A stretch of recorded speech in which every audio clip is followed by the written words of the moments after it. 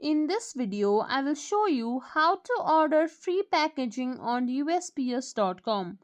Simply open up Chrome or any web browser. In the search bar, search for USPS tracking, then click on the URL.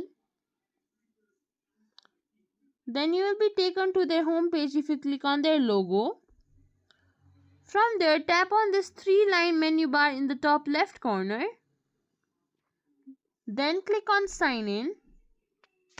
If you already have an account, you can simply put in your username and password, then sign in. If you don't, then simply scroll down below, then create a new account. Choose the type of account, business or personal. For now, let's choose personal, then click on continue. Choose your language, then set up a username. Scroll down below, pick a password, then enter your contact number. Put in your email, your phone number, put your home address, search for your address to make it more specific. After that, set up your account.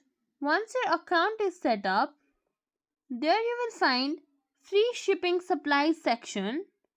Simply click on it.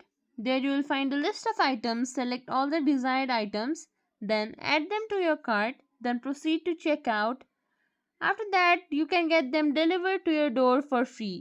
If you think this video was helpful, please like, share, subscribe to our channel, and thank you for watching.